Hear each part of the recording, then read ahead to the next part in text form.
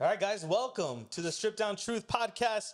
My name is Joe. I'm here with my dear friends, Pastor Jacob Diaz, Mr. Donnie Mallon. Gentlemen, how y'all doing? It's good. Good to be here. How are you? It's good. Hey, man, I'm loving it. I'm loving being here. This is a lot of fun for me. And we've gotten some really good feedback about the podcast, too. So thank you guys for that.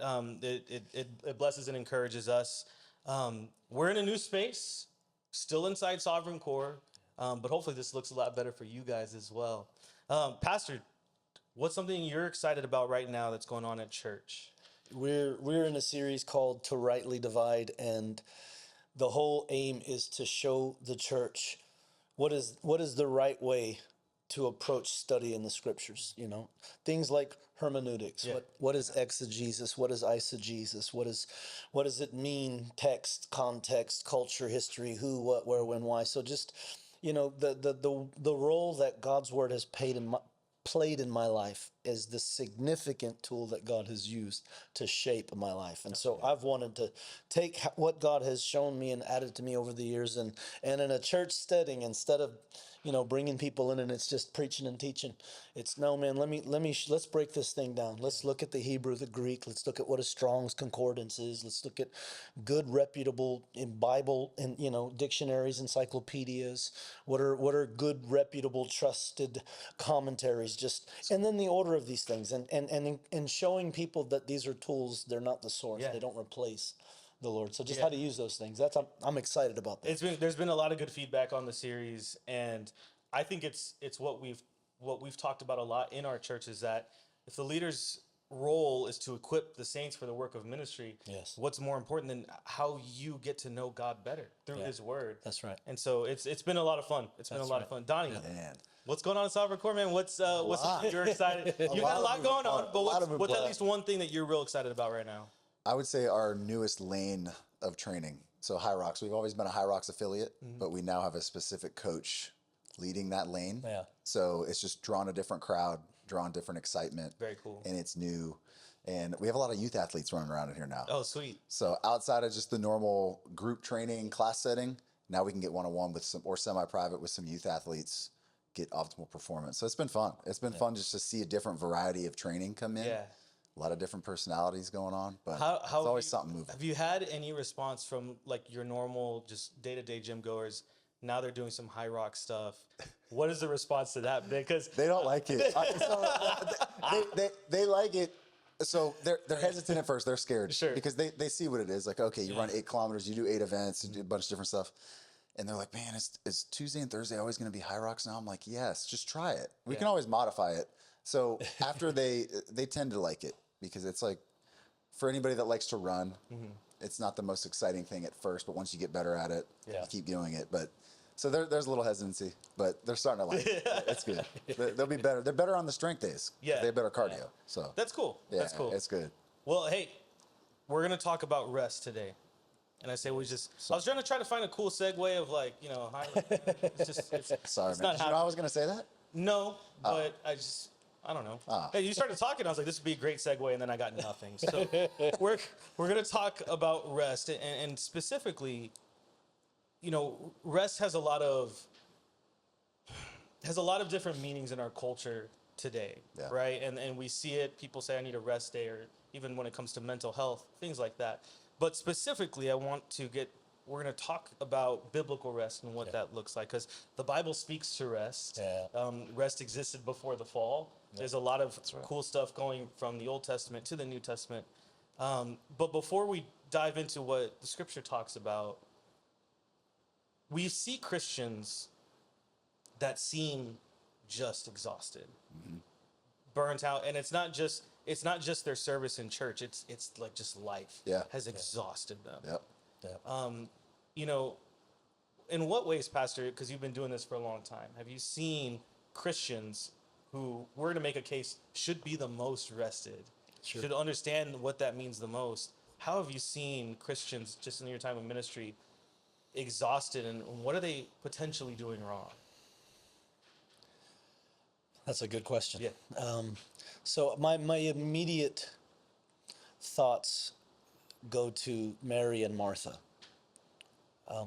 Mary, Jesus said, chose the better the better of the two in that particular context. It was Martha kind of complaining a little bit to Jesus about, hey, look, man, I'm here serving and I'm doing the things that need to be done.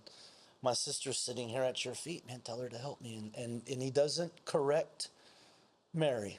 You know what I mean? He doesn't side with Martha in that moment. And I think, to me, what stands out regarding rest and what I've seen is I think it's easy for a believer to burn out when service is their goal and not Jesus. Yeah.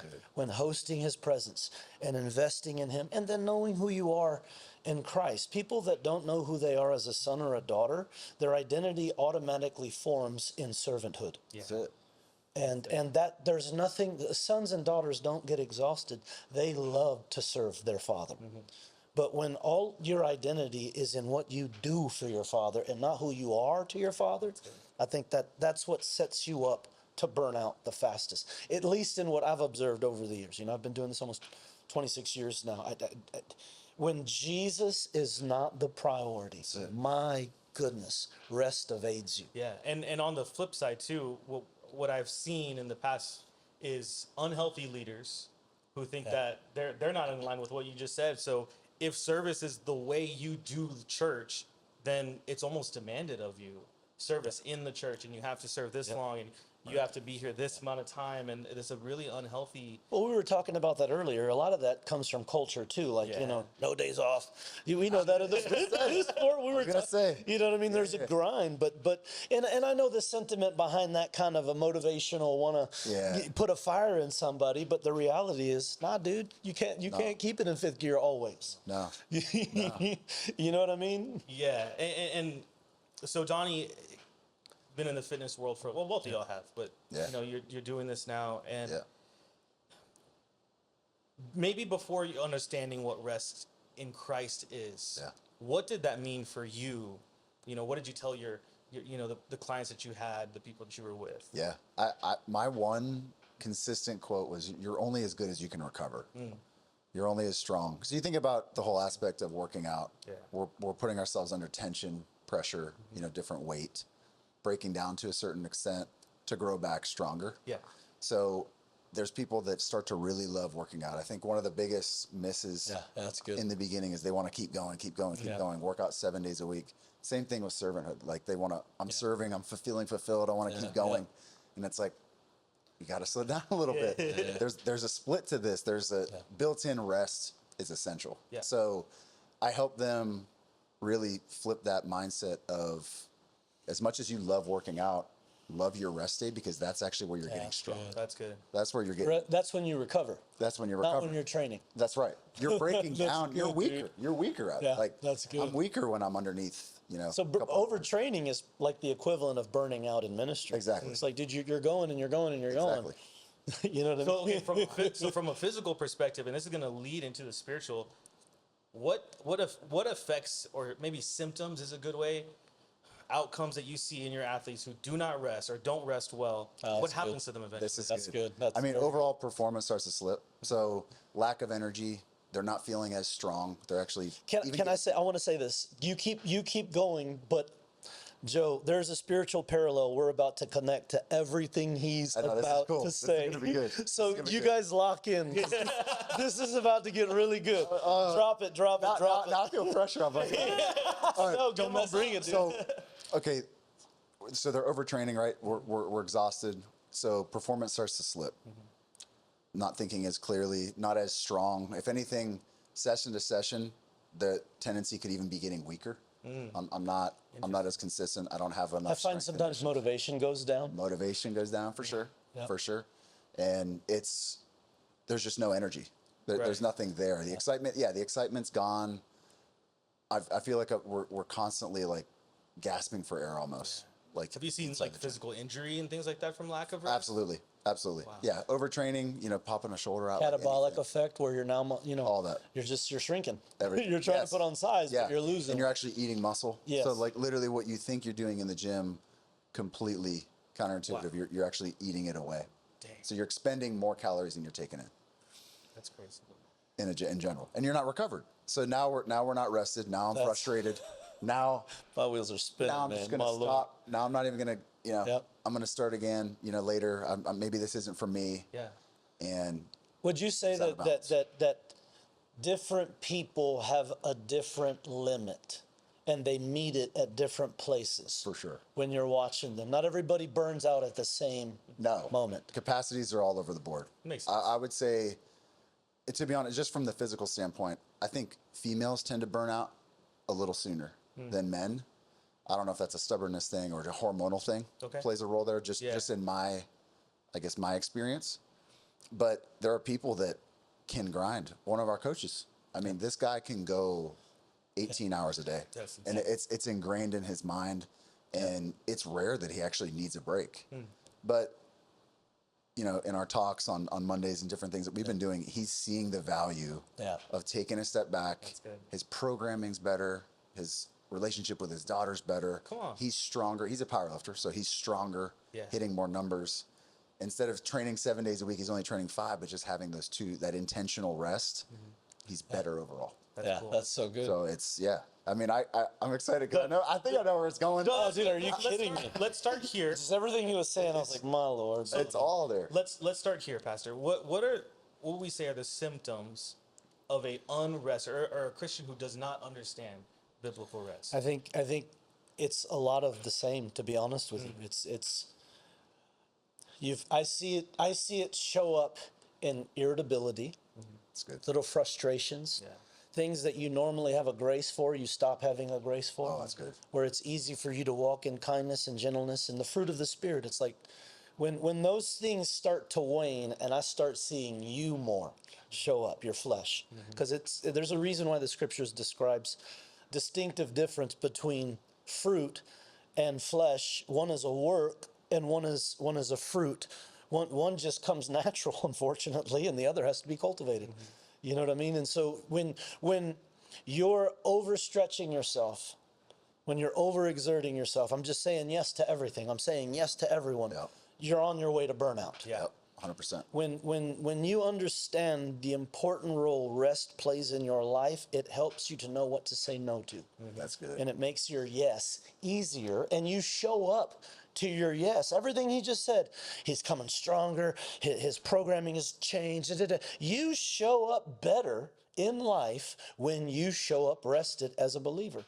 That is just the way that it is. Yeah. You know, and to me, that is a big difference. You start to see the fatigue in them, the endurance. Sometimes you see people step away and you take a break, and it's like, well, no, it's because stuff's happening. No, I know.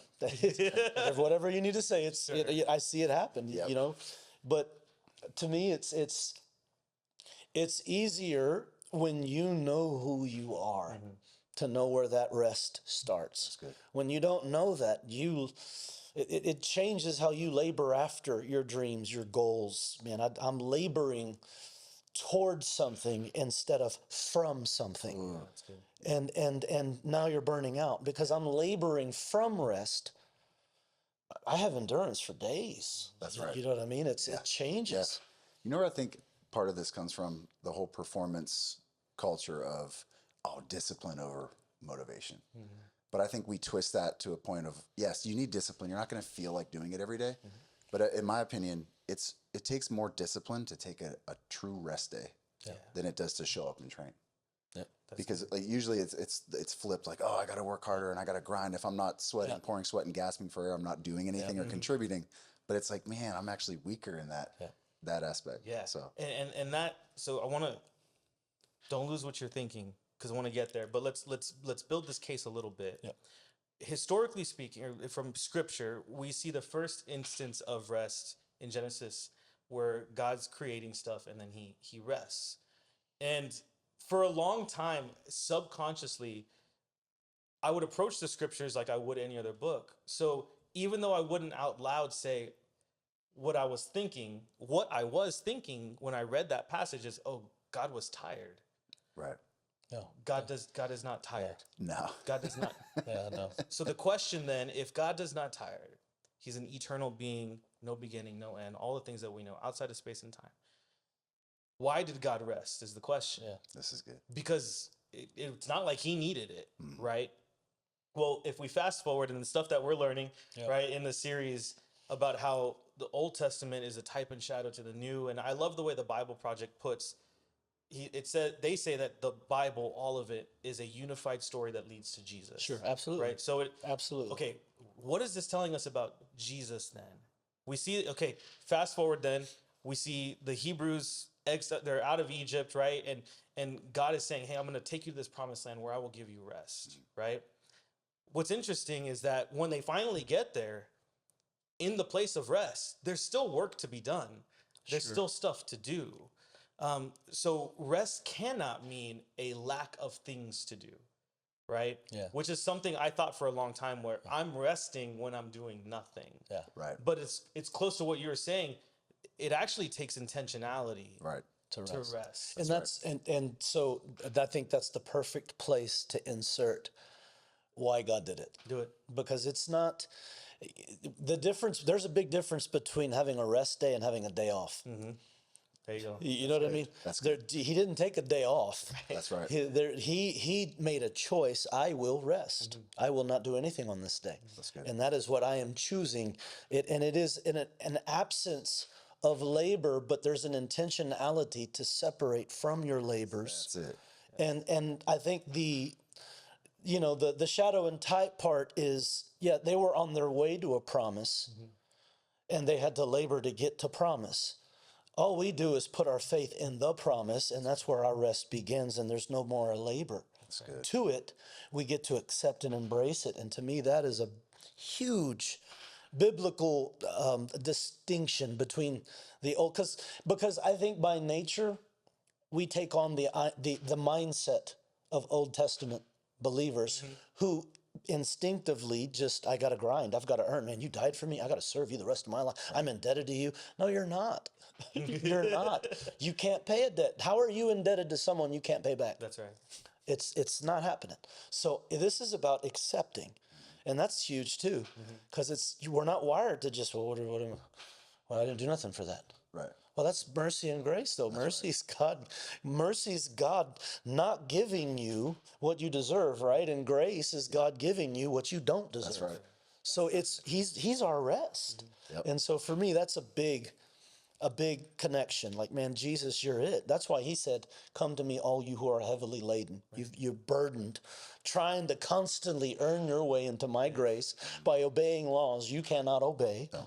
It's come to me. Let me give you rest. And so for me, it's, I think the fastest way to discern whether or not rest is evading you or it's something that you're experiencing in your life is if there is unrest in you, where is that rooted at in your life?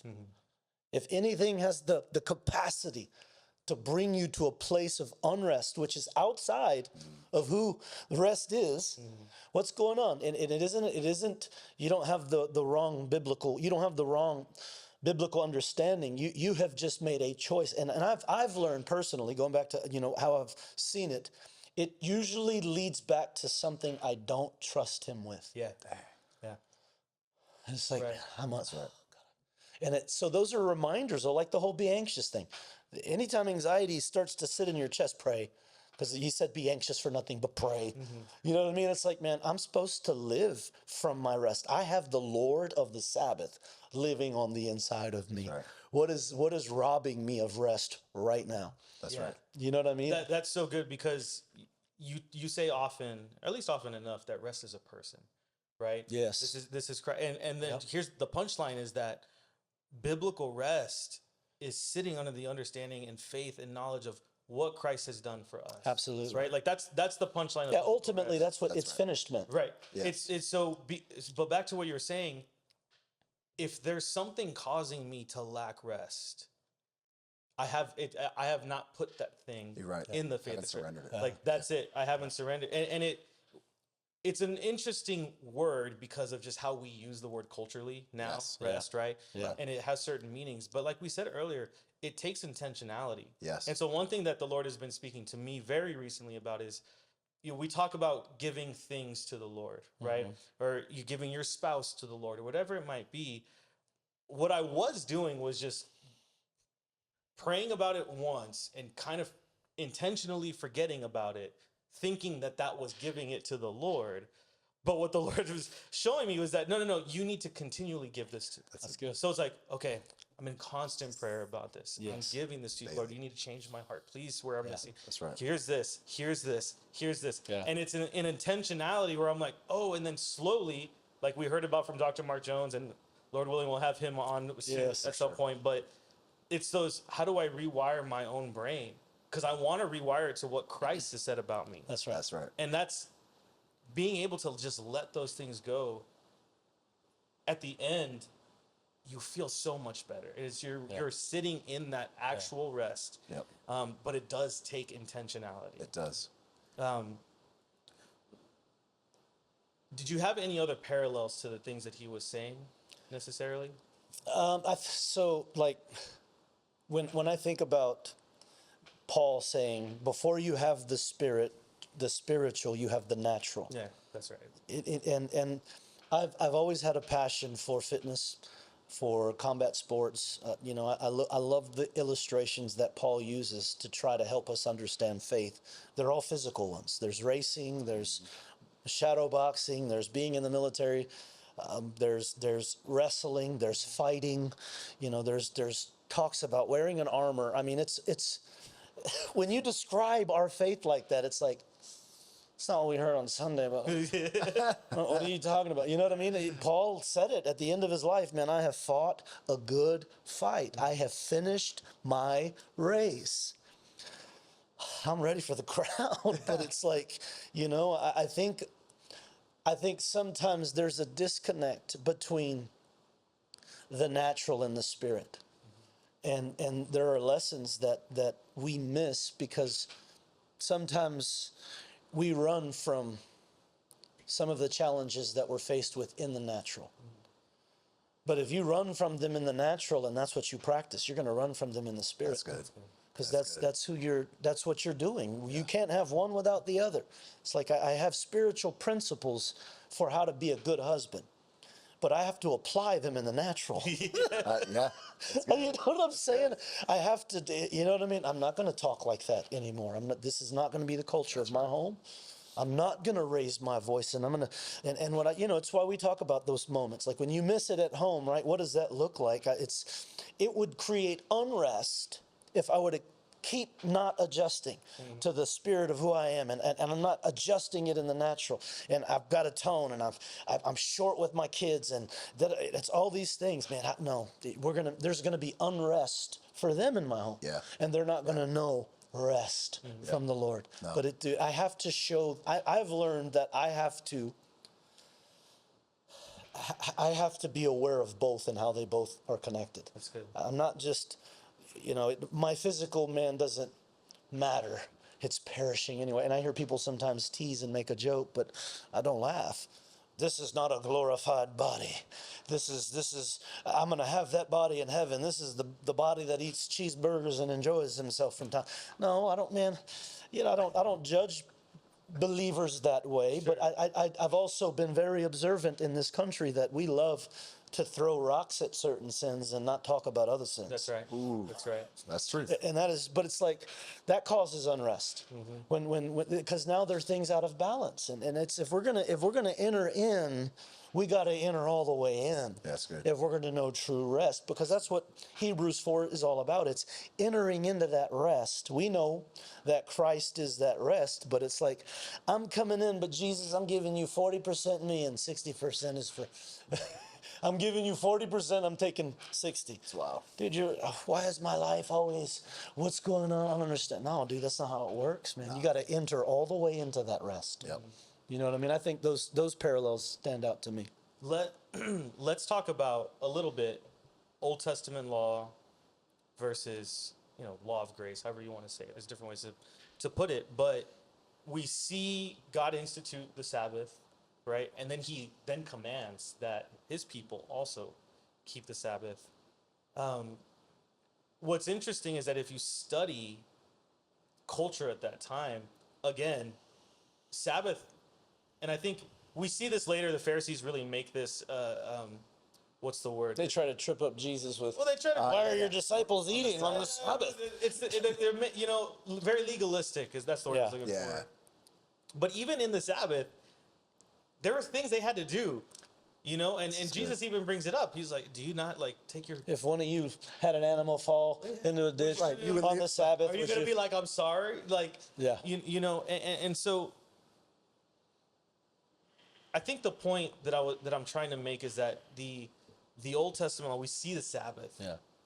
And then later, like Jesus says he's going to do, fulfills that, right? And so we don't need to be legalistic about what we do and don't do on any given day of the week, Yeah, that's healthy. right? That's healthy. Now, we're still rest, right? And we're talking about physical rest, what that looks like too, here in a little bit. But I hope when I learned this, it was a weight off my shoulders because I thought I could do nothing on Sundays. Same. Like I had to go to church. Right.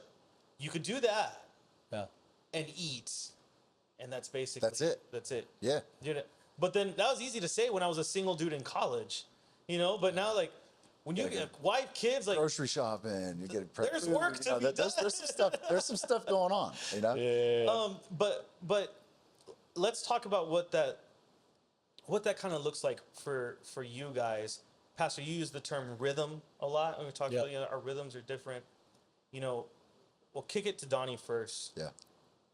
What helps you stay at rest spiritually first, and then we'll get to physical because I think that'll be helpful for people too. Yeah.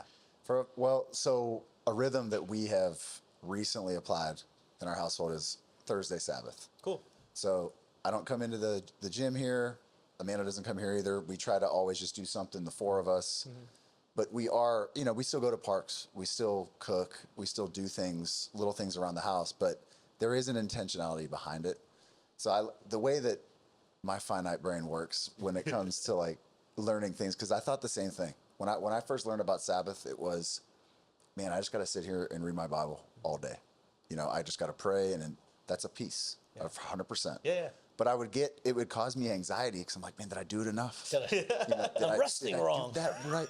Am I resting the right way? So the way I think about it is, even and I know this is kind of going to go into the physical side for a second, but active rest. So I don't just, when I'm programming for people, for example, instead of just writing rest day, active rest. Yeah. 20-minute walk, mobility work, band work. There's intentionality behind the recovery. And just like now I'm applying that to a Sabbath. Intentionality and that's good. Where are my rhythms at with the So Lord? rest doesn't always mean sedentary. That's it. That's it. That's good. That's good, how you dude. summarize that. Right? No, that's good, dude. No, 100%. That is really good. And I think in a way, if you think about a recovery walk, you're going to come back stronger. Blood flow, nutrients are getting pushed around your body. You'll come back better. Yeah. Same thing with a Sabbath. That helps recovery when you're resting. Right. Yeah, that's good. Right. That is good. Have you seen? I know you said this is recently implemented, but what fruit have you seen from this kind of stuff? Joy, man. Oh, the kids, especially from obviously Amanda. I got a lot of share about this. I got a lot of share about this. So just the kids love it, man. It's just, and we don't really, it's nothing extravagant. We're usually at home, play in the backyard, play out front, kids ride bikes and stuff, and we go for walks, walk the dog. But just that intentional time together just brings us closer. Of course, we're praying together. Yeah, of course. We'll put worship on. But you know what I think is cool though is your wife and your kids are also getting a part of you that nobody else gets on that day. That's huge. That's awesome. That's it. That's exactly it. And I wasn't. Awesome. I'll be honest with you, I wasn't doing that for a while. Sure. Like I would play the whole justification of like, okay, 3 hours in my Saturday. I tried to strategically build it in, and I know we can receive rest from the Lord at all points of the day, at any day. Yeah. But I was trying to justify these certain little pockets to make up for not, being here, like feeling I had to perform somewhere. So it's, man, ton of good fruit. That's cool. Ton of good fruit. That's cool. What about you, Pastor? What does that look like? Well, so Rose, like mine is on Monday, hers is on Friday. Mm-hmm. And you brought up Dr. Jones earlier, and he's a sound, healthy, anointed voice that provides healthy oversight, for me, for us, for our church.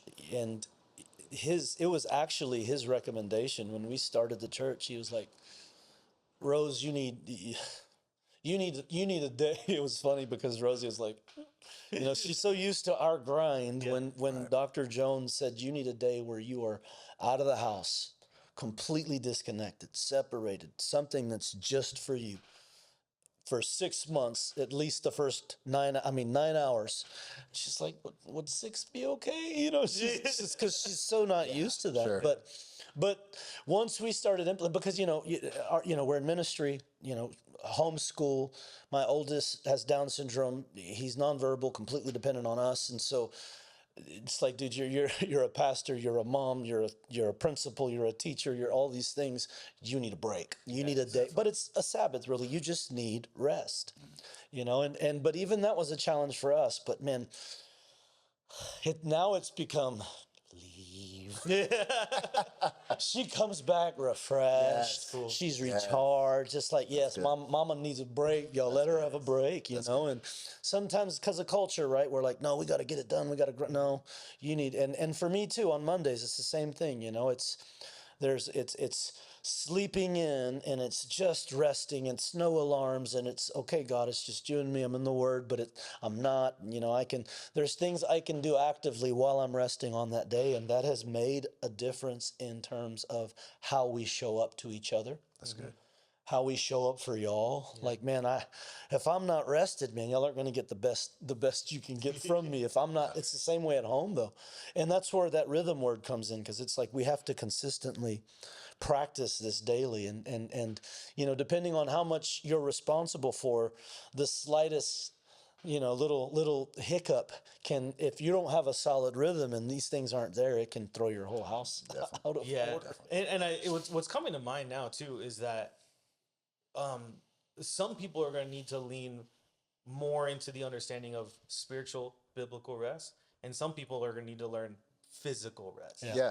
For sure. Sure. Because there's unhealthy balances in both. It's for sure. I know Rosie knows biblical rest. Oh yeah. That's not a question. And it was like, but for her, it was, wait, you want me to leave? Be away from this? Yeah. And so it's going to be different for everybody in with some capacity, but I think we can all learn from both. Yeah. When it comes to, we've touched on it a little bit, but physical rest, what are some things that you guys, would be it clients or whatever the case, from a physical perspective? Rest is important. God made us with limitations. We require rest. Yeah. Right? It's unhealthy. We talked about it earlier, to just plow through all the time, never stop, all go. So what do you tell your people? Someone's looking for advice. Hey, I'm this person. I always, what do you tell them? We'll start with you, Donnie. What is some advice you give people? I throw out rhythms. I go to rhythms with them. Like, what is your, we look at their calendar, kind of how are things spread out, and you look at the calendar, there's no white space at all. It's like back to back to back. Yeah. And I'm guilty of it too. Mm-hmm. But it's just, it's that intentional time, even if it's midday, to take a step away from anything outside of the gym, because I feel like, it's easy to say, hey, you need to rest, get 7 to 8 hours of sleep, hydrate, make sure your nutrition's on point. That's easy. That'll help you recover and grow. Right. But it's really, it turns into the mental, emotional rest that they actually need in included with the physical. But I just tell them, block out time, block it out, be intentional with it. Yeah. Not just a full rest day, but in your day, in addition to your sleep, make sure you're doing that. I mean, there's things depending on the client, nutritionally and hydration wise, all that. But in general, it comes down to just setting disciplined rhythms for everything. That's for them. I mean, that's where I go. We just take a look at their calendar. We can always find a spot. Yeah. I find that a lot of clients that need the rest the most are always trying to fill it with something, and they feel like, man, I'm so busy. But there's a difference between productive and busy. That's good. And it's just they're wearing themselves out for nothing. So usually we can whittle some things out that don't even need to be in there. Yeah.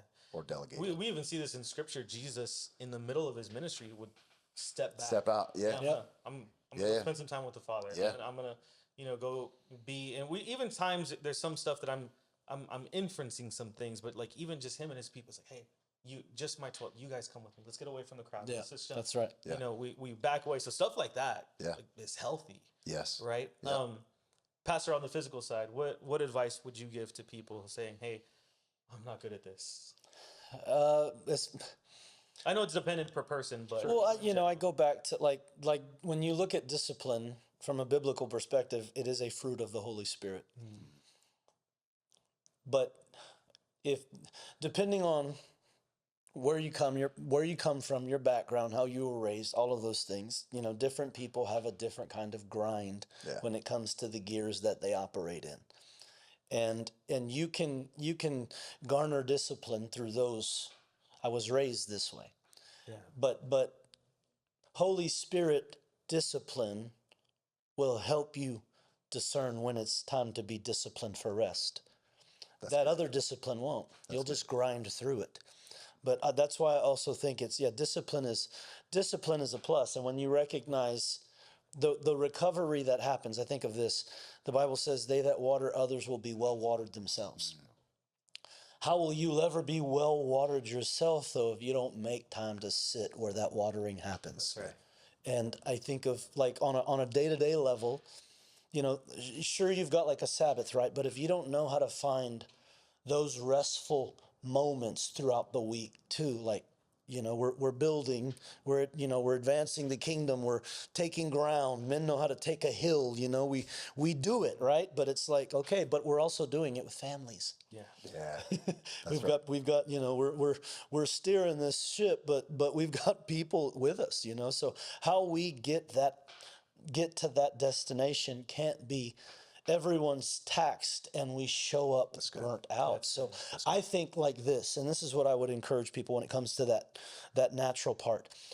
Learn to look at how you operate day to day like you're driving a manual vehicle.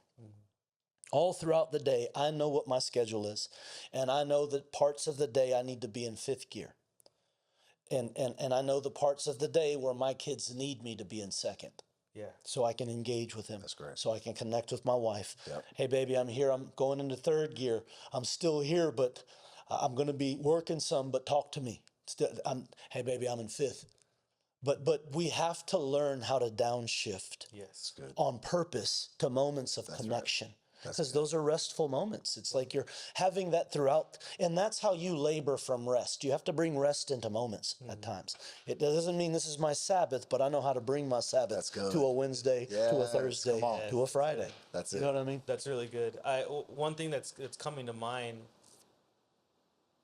again, just from a place of healthy leadership, is when you learn what's going on and what rest is, and then every rhythm's a little bit different, and you're learning what to say no to, because you're like, man, I know what the Lord has called me to do. It's not that. I can say no to that.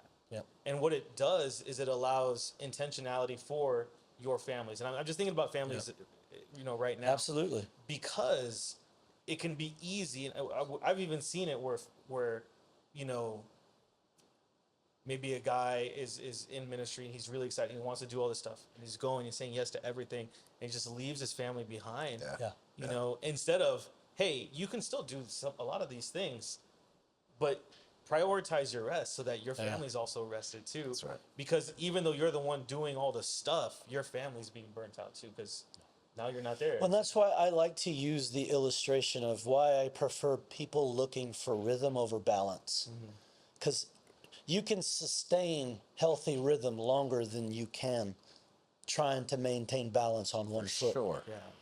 For sure. It's so much easier. And what I mean by that, to expound for the families that are listening to what I'm saying, it's when you look at rhythms, think in terms of seasons. You know, seasons change. Seasons, some seasons are good, some seasons not so good.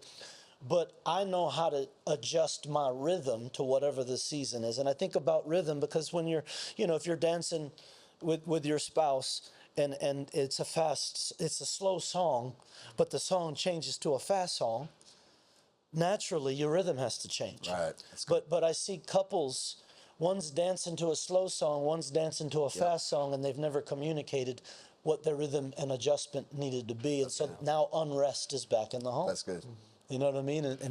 So you have to talk about those things, right? I mean, how do we rest in this season? We're going to grind a little bit. I'm an entrepreneur. I believe God's called me to build this. How do you do that and not kill your family? Yeah. You know what I mean? We need to have those moments You where have we to. are intentional about resting like that. Yeah. And one thing, I'll just share what happened with me and my wife not so long ago. She was in a season where she was really busy at work, really busy with church stuff and all this stuff. And she would come home And instead of the home being a place of rest, now it's the place where she has to continue work. Yeah. Yeah. And I was like, man, I don't like this. I like selfish. I'm like, hey man, like, you know, like, are you not excited to see me? What's Like, up? I'm here. What are you doing? Right here.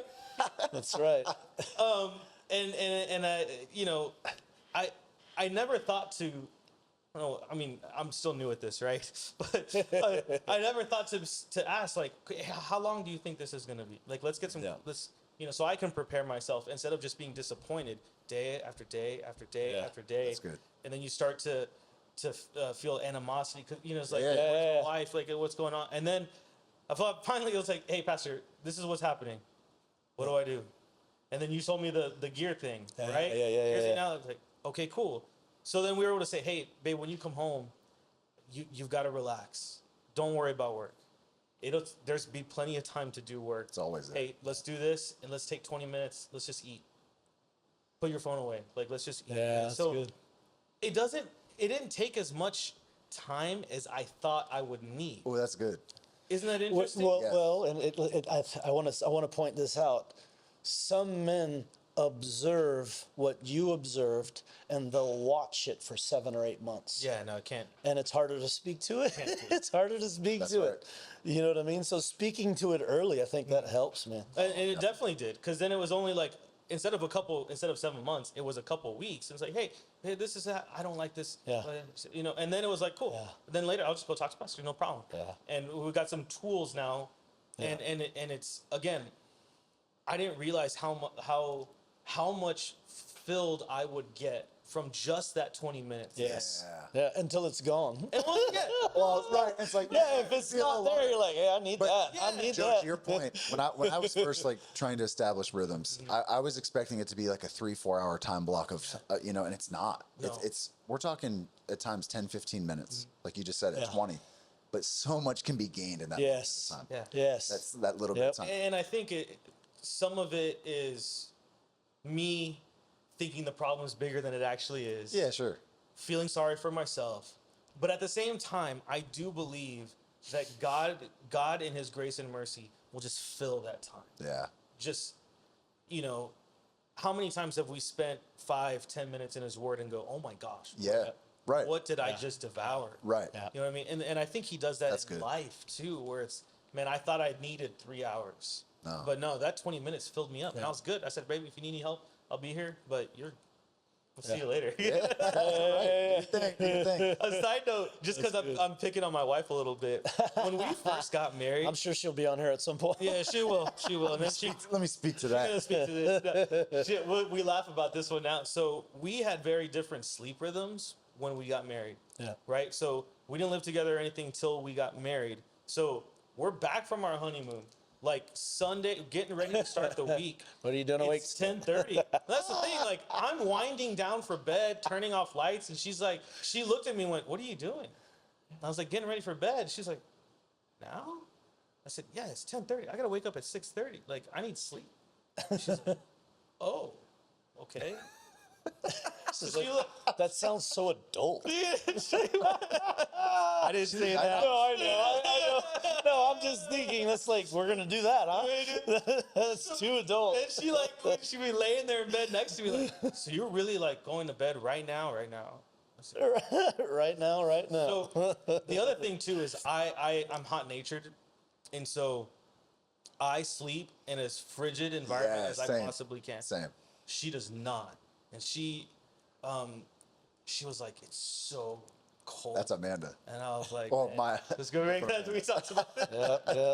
Yeah. But here's what's cool. She will now acknowledge that both of our sleep patterns have gotten better. She's adapted to the cold and sleeps better because of the cold. She's adapted and overcome. And overcome, and I and that's the thing. I was Two like, blankets. If it's above 72 degrees, I'm gonna sue. Yeah, it's over. It's over. That's a rough I will buy you as many blankets as you want. That's a rough night. That's so funny, I dude. can't, and now we have a little AC in our bedroom. It's like so I am not let's happy. sleep. We need to talk. We need The AC, Lord. But yeah, those are some little things like our rhythm, you know, what that looks Yes. like. But then again, like, I don't want to get too off track because I like where we were. again, those little moments, like you're Yep. saying, learn how to Yeah. interject rest. Yes. And Yeah. you'll be surprised at Throughout how the week. filled you get because of those Yep. things. I was gonna say I liked your comment. We talked about this earlier in the week. Different seasons, like some more chaotic than others. Yeah. But even in those chaotic seasons, we can still find rest. Yep. Like but I think we put it on this pedestal. It has to be this huge length of time. It's this big, extravagant, well thought out meeting or time or whatever. 15 minutes at a time. You can recharge and you're stronger. You can stand the storm from that little bit of a break. So that's why I used to miss it. I used to miss it because same with you, Joe. Like I used to think, man, I'm just gonna do nothing. Yeah. I guess. I guess. That's right. No, I mean, I love This is causing me anxiety just sitting here. Like, just like when I was doing nothing, like I'm very active moving and I'm like, I don't man, think I'm this doing is- it right. I don't know. I feel way worse. I feel way worse. and I know some people who think that way, like I've done nothing to, and they're like freaking out. Yeah. I'm like, hey, I know what you mean. I know that sentiment. relax. I I know. haven't done anything today. No. And it feels great. Yeah. my biggest thing now is I got to wake up without an alarm. That will just put me in a good mood for the rest of the day. That's cool. Even if I do wake up at 7, that's fine. It's just the idea of it. Yeah. Let's. I know you wanted to get into Hebrews 4, so we can. No, this is good. was it This you? is good. No, Okay, we're cool, good. cool, Yeah, cool. we're good. You lean it. So when people, what am I trying to say? I don't know. I'm getting there. Let's talk. Okay, let's jump back to Rosie real quick. Sure. Dr. Jones says, "Hey, you need to start doing this." You said her first reaction is like, What are the effects of that now? Like, does she enjoy and what's happening in your household because of that? Yeah, it makes, whenever the seasons change, we get to show up to each season the same way. Man, that's good. That's a big one. That's good. That's a big one. And that to me is probably the loudest standing out thing. They're like, oh, you know what? We're showing up. Yeah, because life happens to everybody. I don't care who you are. You know what I mean? Things happen. The enemy's going to attack you, especially if you're doing anything significant for the Lord in a real way. There's a target on your back. So it's, Lord, we know how to show up to these things. And dude, you don't, I think about the physical part, and it's like, periodization training. Some of those high rocks competitions require that. You guys start training somebody at this stage, and you're trying to get them ready to peak for performance right the week of the competition. And it's all you time it right, you train them right, you nutrition, all of it. And you don't want to show up when when you show up. Dude, you didn't show up ready. or you overshot it and you're exhausted. You're starting the race exhausted. You're already starting that exhausted. new season. I'm exhausted. Yeah. That's exactly right. So it's like now you're inner, because here's what's going to happen. That season's going to show up whether you like it That's or right. not. That's right. And how are you showing up to it is the question that I think is always worth. And so for me and Rose, man, my goodness, it's how we show up for people, how we show up. No, first and foremost, let me back up. How we show up for each other has changed. That's good. Which I absolutely love. It's like, man, this is, we're grinding and all we're doing is shoulder to shoulder. We've got church planting and 4 kids and, one has special needs, and it's all these are gears that are moving whether I like it or not. So it's like, if we're not intentionally learning how to build these things into whatever life has for us, whatever God sovereignly allows, and whatever he has divinely orchestrated, we have to learn this part, man, because how we show up to it changes when we learn that. Yeah. I will say I don't know if we've ever told you this, but from our perspective, when you guys started doing those rest days, we were like, thank God, because you guys have an eventful household. Yes. You know what I mean? It's called the situation for a reason. My situation, baby. But why do you think, again, maybe this is just my church background, but why do you think church leaders, is it just a lack of understanding? Is it just a lack of remembering that, your congregants have lives and jobs and stuff outside of the church? Why do you think there can be a tendency for church leaders, senior pastors, those kinds to demand so much from their congregation? Yeah. Where in contrast, just to honor you, you've always told us, you can tell me no. One of the first that when we do a calendar is you say, please put your vacation on the calendar first. Put your family on there first. Put it on there first. All this stuff is more important. But why do you think there's a tendency for that to happen? And I'm not trying to. I'm painting with a broad. Well, and so I don't think because of that. I mean, because that's true. I don't think there's any one specific underlying answer. I think this. None of the answers are healthy ones. Fair enough. Yeah. There's just none of the answers are healthy ones. I can't be so focused on the vision God's given me for what I believe I'm called to build in the earth that I don't take into consideration what my vision is and how it might tax people if I don't lead them well. And I've also learned that people are going to do what you do. If you don't lead from a place of rest, why should they? That's good. If I'm believing the grind, that's how I'm going to raise them. And it almost becomes that, Pharaoh wanting you to make bricks, but I'm not giving you everything you need to do what you're doing successfully, effectively, efficiently, but I'm still needing it from you. I think a lot of that starts with me. If I'm not healthy, if I don't know these things, and this isn't you guys, it's what Psalm 133 says. It hits the head first. Right. But how's it hitting the head? I'm like, rest. That one ain't hitting me, but it ain't gonna hit y'all either then. Yeah, right. You know what I mean? It has to hit the leader, and that's good. My priority can't be building over how y'all are cared for. That's good. It's you are saints, and my role in your life isn't how I employ you in service. My role is to equip you for your ministry. Yeah. You know what I mean? And so to me, those are some of those lines get blurred, I think, especially in the West, because, we build stuff. Yeah. And sometimes it's more empire minded than it is kingdom. Oh, that's what I was going to say. And empires are built off of the backs of men. That's where I was going to go with it. I think we fall into the comparison, like, man, that church grew like that to that extent. Yeah, that's another one. And just like that whole, like, oh, I want to build my empire that way. And it's like immediately about me, and what we can establish. Yeah. Well, and I find it interesting. Maybe interesting is not a good word, but this all started from rest. That's what the Lord said. Yeah, that was the word for our church was you're going to start from a place of rest. Yeah, that was the word. It was prophesied over. It was confirmed a million times over. Yeah, and I think part of that was because I didn't know how to. if I'm being honest, that's fair. But again, right? Like it's like you're going to do that in me, establish it in me. Sometimes we want God to use us, but we don't let Him do in us what is required always while we're still in leadership. That's good. And whatever limit you put on God is the limit that He'll have through you. That's right. Yeah. So whatever it's why Paul said, I have given you what I have first received. Yeah. So I think sometimes it evades people because maybe the leader's not embraced it. Like in my case, my pastor's the one that taught me the saying, grass ain't gonna grow under my feet, boy. You ain't gonna catch me sitting down. And I'm like, okay, mental note. You know what I mean? It's like we grind. That's a West mindset. Yeah. And I think God giving me that instruction was really directly related to you don't know how to do this. No, you're going to learn. That's how to do accurate, this. And I do think too, just given the situation of everything that happened, and people needed time to heal.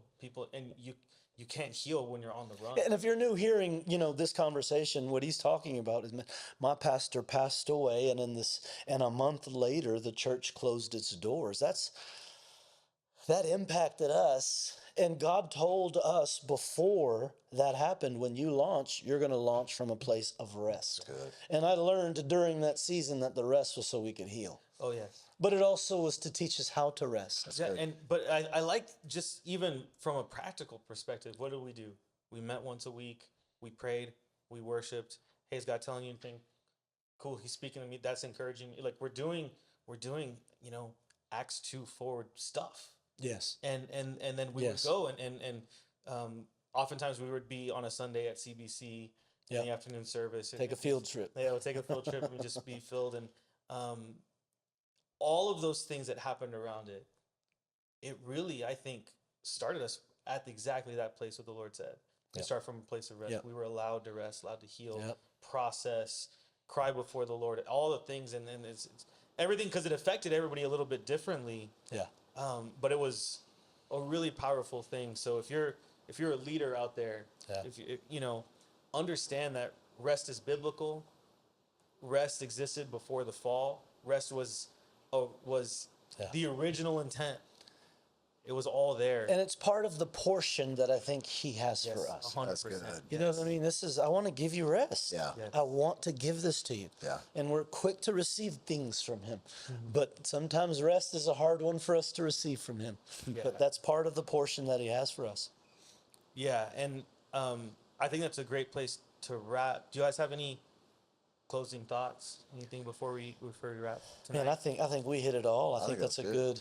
I mean, we could go on and on, but I think, Yeah. whether you're taxed mentally, emotionally, spiritually, physically, if I were to sum it all up into one thing, is Jesus is your rest for all of those. Yes. That's it. Period. That you don't. He isn't rest for one of them. You need to go find your way to work it out. No, he is rest. Invite him into all those spaces and watch how you start to learn rest in all of those places. That's so good. That's so good. And I'll even touch on Hebrews 4, just because we talked about it earlier. The last verse in Hebrews 4 says, "Let us then with confidence draw near to the That's throne good. of grace, That's it. that we may receive mercy and find grace to help in time of need." This is coming off a chapter about rest. All He about said- rest. So it's about rest, therefore. So good. This That's is a where good you- word. If you ever want to study rest, Hebrews chapter 4 Yeah. talks more about rest than any other Yeah. book or chapter in the Bible. Yeah, I mean, that's it's incredible. It's so good. And I will also say what we were talking about earlier. To understand chapter 4, you got to read 1 through 3.